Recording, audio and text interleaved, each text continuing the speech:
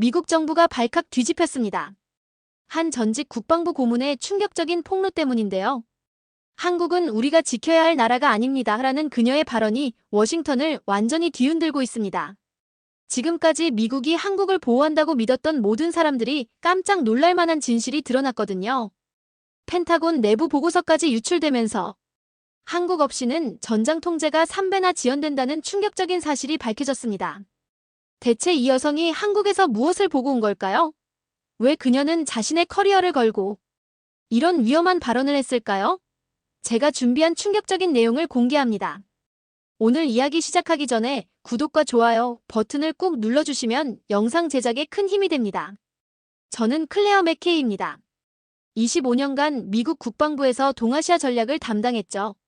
스탠포드 대학에서 국제정치학 박사를 마치고 펜타곤에 들어간 순간부터 저는 확신에 차 있었어요. 미국이 세계 최강이고 우리가 다른 나라들을 지켜준다는 확고한 믿음 말입니다. 그런데 2025년 어느 날 제 인생을 완전히 바꾼 사건이 일어났습니다. 그날 아침 7시 30분 평소처럼 커피를 마시며 뉴스를 보고 있었는데 CNN 속보가 터졌어요. 한국이 방위비 안 내면 주한미군 철수한다는 대선 캠프의 발언이었습니다. 처음엔 또 정치적 쇼라고 생각했어요.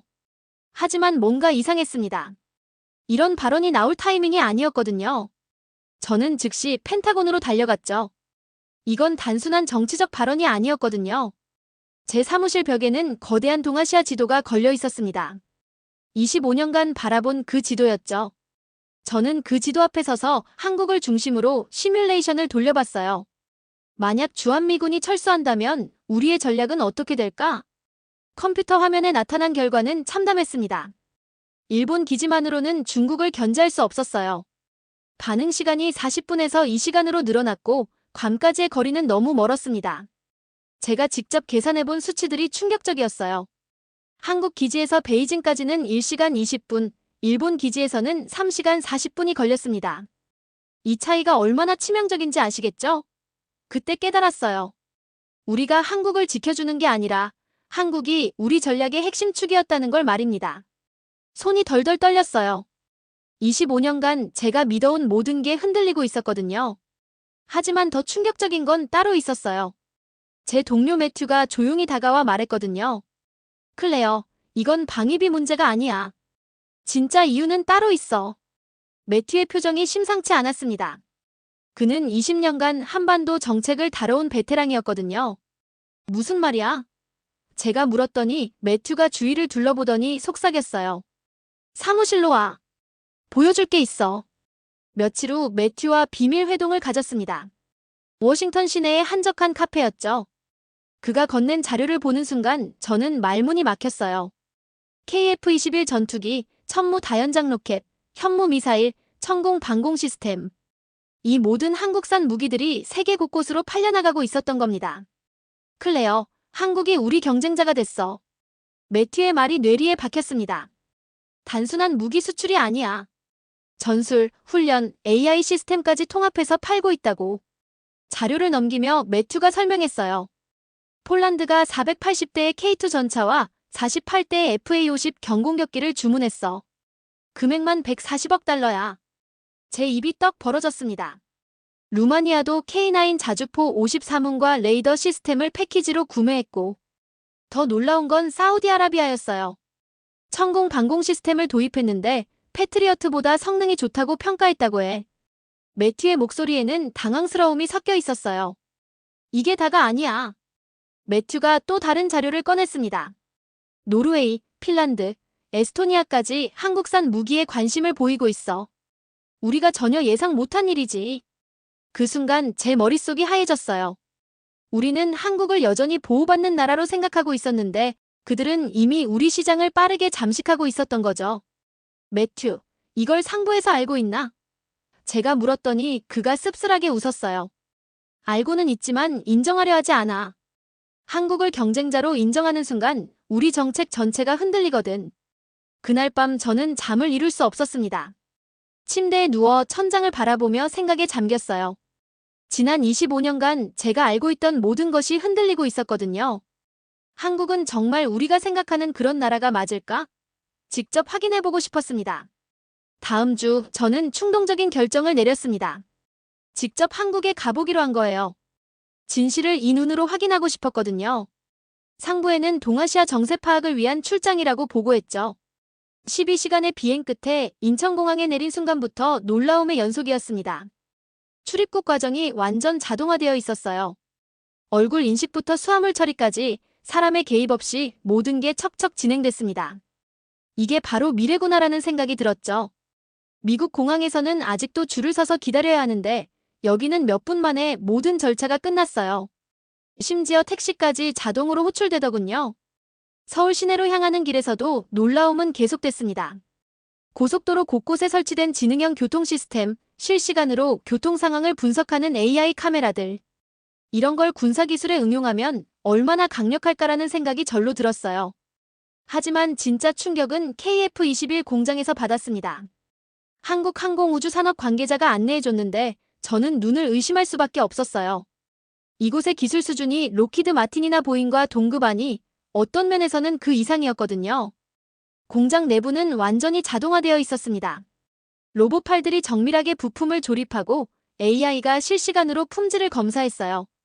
우리 공장보다 훨씬 첨단적이네라고 속으로 중얼거렸습니다. 이 전투기는 조종사 의존도를 최소화했습니다. 기술자의 설명을 들으며 저는 소름이 돋았어요. AI가 스스로 전장 상황을 판단하고 최적의 전술을 선택합니다. 이건 우리가 아직 실현하지 못한 기술이었어요. 구체적으로 어떤 방식입니까? 제가 물었더니 기술자가 자세히 설명해줬어요. 적 미사일이 접근하면 AI가 0.3초 만에 회피 기동을 결정합니다. 조종사는 전략적 판단에만 집중하면 돼요. 더 놀라운 건 그들의 전장 설계 개념이었습니다. 미국은 위성에 의존하는 반면 한국은 센서 네트워크 기반으로 전장을 설계했더군요. 위성이 공격받으면 어떻게 하시나요?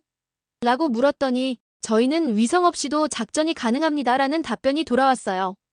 지상 기반 센서망으로 50km 반경의 모든 움직임을 실시간 추적합니다. 그의 설명을 들으며 저는 전율했어요. 심지어 스텔스 전투기도 탐지 가능하죠. 그날 밤 호텔에서 저는 충격에 휩싸여 있었습니다. 한국이 이미 우리보다 한 발 앞서 있었던 거예요.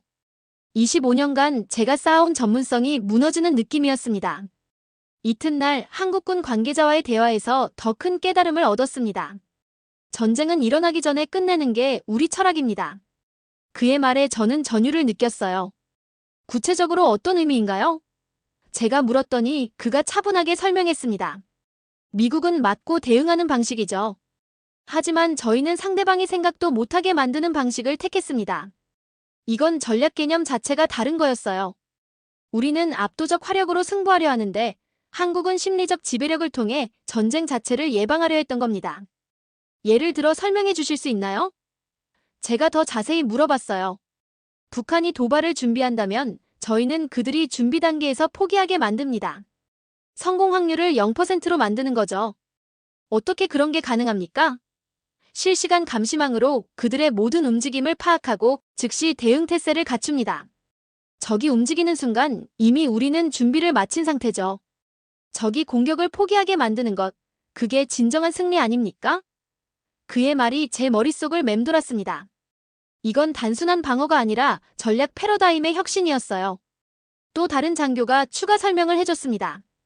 저희 시스템은 적의 의도까지 분석합니다. 단순히 움직임만 보는 게 아니라 패턴을 분석해서 다음 행동을 예측하죠. AI가 적의 심리까지 분석한다는 말씀인가요? 그렇습니다. 과거 데이터를 바탕으로 적의 의사결정 패턴을 학습합니다. 공격 확률이 70% 이상으로 올라가면 자동으로 경보가 울리죠. 한국에서 보낸 일주일이 제 인생을 바꿔놨습니다. 저는 더 이상 예전의 클레어가 아니었거든요.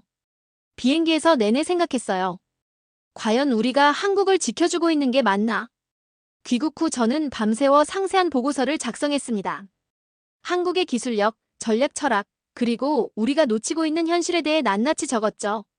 총 47페이지 분량의 보고서였어요. 하지만 상부의 반응은 차가웠어요. 분석이 불충분합니다. 국방부 간부 조지 헌터가 제 보고서를 되돌려보내며 말했죠. 다시 작성하세요. 조지의 표정에서 불편함을 읽을 수 있었어요. 하지만 저는 알 수 있었습니다.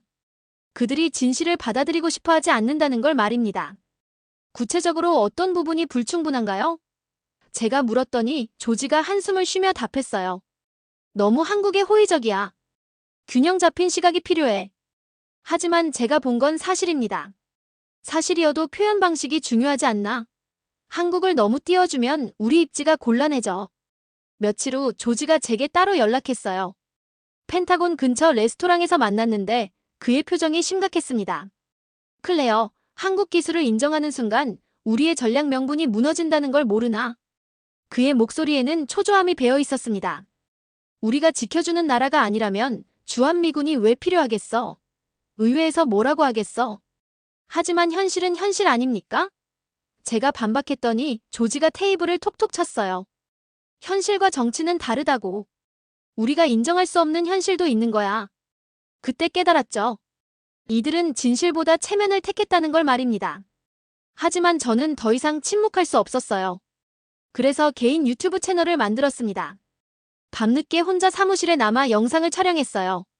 손이 떨렸지만 진실을 말해야 한다는 사명감이 더 컸습니다. 제 첫 번째 영상 제목은 충격적이었죠. 한국은 우리가 지켜야 할 나라가 아닙니다. 업로드 버튼을 누르는 순간 제 손이 떨렸어요. 하지만 진실을 숨길 수는 없었거든요. 영상에서 저는 솔직하게 털어놨습니다. 그들은 시스템으로 대응하고 우리는 체면을 위해 숨기고 있습니다. 25년간 저는 착각하고 있었습니다. 한국이 우리 보호를 받는 약한 나라라고 생각했죠. 하지만 현실은 정반대였어요. 영상 속에서 제 목소리가 떨렸습니다. 영상 업로드 후 2시간 만에 펜타곤에서 연락이 왔어요. 즉시 삭제하라는 명령이었죠. 하지만 저는 오히려 두 번째 영상을 올렸습니다. 전략이 아닌 자존심을 지키려 했을 뿐입니다. 저는 더욱 직설적으로 말했어요. 우리는 한국에게서 배워야 합니다. 인정할 건 인정해야죠. 그런데 놀라운 일이 벌어졌습니다. 제 영상을 본 내부 관계자가 익명으로 펜타곤 보고서를 유출한 거예요. 위키리크스를 통해서 말이죠. 그 보고서 내용은 충격적이었습니다. 한국 없이 전장 통제 시 3배 지연 사이버, 공군, 지상, 우주통합체계 완성도 최고 수준, 독자적 방어체계 구축 완료 이런 내용들이 적혀 있었어요. 더 놀라운 건 세부 분석이었습니다. 한국의 킬체인 시스템은 탐지부터 타격까지 7분 소요. 미군 시스템은 23분 필요, AI 기반 의사결정 속도, 미군 대비 4배 빠름. 미국 내부에서도 인정하고 있었던 거죠. 하지만 대외적으로는 숨기고 있었던 거예요. 급기야 동료 전문가들까지 이젠 우리가 한국을 따라가야 할 때라고 고백하기 시작했습니다. 국방대학교 교수 마이클 톰슨이 워싱턴 포스트에 기고문을 실었어요. 한국의 혁신을 배우지 못하면 우리가 뒤처진다는 내용이었죠. 파장이 걷잡을 수 없이 커지고 있었어요. CNN, 폭스뉴스에서 연일 관련 보도가 나왔고 의회에서도 청문회를 열자는 목소리가 나왔습니다. 결국 백악관에서 저를 불렀습니다. 국가안보보좌관 앤드류 레너와의 긴급 회동이었죠. 백악관 웨스트윙 지하회의실에서 만났는데 분위기가 살벌했어요. 클레어, 당신이 뭘 하고 있는 건지 아나? 앤드류가 차갑게 물었어요. 나라의 안보를 위험에 빠뜨리고 있어. 진실을 말하고 있을 뿐입니다. 제가 당당하게 답했더니 그가 한 장의 메모를 건넸어요. 이걸 보고도 그런 말을 할 수 있겠어? 한국은 전략적 파트너가 아니라 좌표다. 그 메모를 읽는 순간 저는 전율했습니다. 백악관도 이미 알고 있었던 거예요. 한국이 우리 전략의 기준점이라는 걸 말입니다. 그럼 왜 계속 숨겼습니까? 제가 물었더니 앤드류가 한숨을 쉬며 답했어요. 정치적 부담 때문이야. 유권자들이 받아들일 준비가 안 됐거든. 하지만 언제까지 숨길 순 없잖습니까? 그래서 단계적으로 공개하려 했는데 당신이 모든 걸 망쳤어. 며칠 후 CNN 토론 프로그램에 출연했습니다. 앤더슨 쿠퍼 360도였죠. 그곳에서 저는 마지막 폭탄 선언을 했어요. 우리는 가르친 줄 알았지만 배운 건 우리였습니다. 클레어 박사, 정말 그렇게 생각하시나요? 앤더슨이 물었어요. 네, 확신합니다. 한국은 이미 우리를 뛰어넘었어요. 특히 통합방어 시스템에서는 말이죠. 방송 후 워싱턴 전체가 들끓었습니다. 트위터에서는 클레어 게이트라는 해시태그까지 생겼어요. 정치권에서도 한국 전략 없이는 동아시아 설계 자체가 불가능하다는 목소리가 나오기 시작했거든요. 공화당 상원의원 존 맥케인 주니어가 성명을 발표했어요. 우리는 현실을 직시해야 한다. 한국이 이미 동등한 파트너가 됐다는 사실을 말이다. 마지막으로 저는 한국 합참 특별 발표회에 참관했습니다. 포스트미군 전략이라는 제목의 발표였는데 그 내용을 듣고 저는 완전히 압도됐어요. 3층 방어망 개념이었습니다. 사이버 항공 지상이 AI로 완벽하게 연결된 통합 시스템이었죠. 72시간 내 독자 방어 가능이라는 발표를 들으며 저는 깨달았어요. 1층은 사이버 방어망입니다. 적의 공격 의도를 사전에 탐지하고 차단합니다. 발표자의 설명에 저는 집중했어요. 2층은 공중 차단망. 모든 비행체를 실시간 추적하고 무력화합니다. 3층은 지상 최종 방어선입니다. AI가 최적의 대응 전술을 0.1초 만에 결정하죠. 이건 완전히 새로운 개념이었어요. 한국이 이미 미군 없는 자립 체계를 완성했다는 걸 말입니다. 더 놀라운 건 이 모든 시스템이 실제로 작동하고 있다는 거였어요. 그날 저는 마지막 영상을 올렸습니다. 우리가 빠져도 문제없는 나라가 진짜 동맹입니다. 25년간의 제 신념이 완전히 바뀐 순간이었어요. 저는 잘못 생각했습니다. 한국은 우리가 지켜줘야 할 나라가 아니에요. 오히려 우리가 배워야 할 나라였습니다. 이제 전략의 중심은 바뀌었습니다. 미국이 배우는 시대가 온 거죠. 저는 이제 한국을 새로운 시각으로 바라봅니다. 진정한 동맹이란 서로에게서 배우는 관계라는 걸 깨달았거든요. 여기까지 클레어 맥케이의 충격적인 고백이었습니다. 25년간 한국을 지켜준다고 믿었던 미국 전문가가 오히려 우리가 배웠다고 인정한 이야기 정말 놀랍지 않으신가요? 때로는 가르치는 자가 실제로는 배우는 자일 수도 있는 것 같습니다. 진실을 마주하는 용기가 진정한 전문가를 만드니까요. 오늘 이야기가 여러분께 어떤 의미로 다가왔을지 궁금합니다. 혹시 여러분 주변에도 겸손하게 배우려는 자세를 가진 분이 있다면 그 용기를 응원해 주시면 어떨까요? 한국의 놀라운 성장 이야기를 널리 알리기 위해 이 영상을 공유해 주세요. 그리고 구독과 좋아요는 더 많은 특별한 사연을 전하는 데 큰 힘이 됩니다. 지금까지 월드와이드 코리아였습니다. 감사합니다.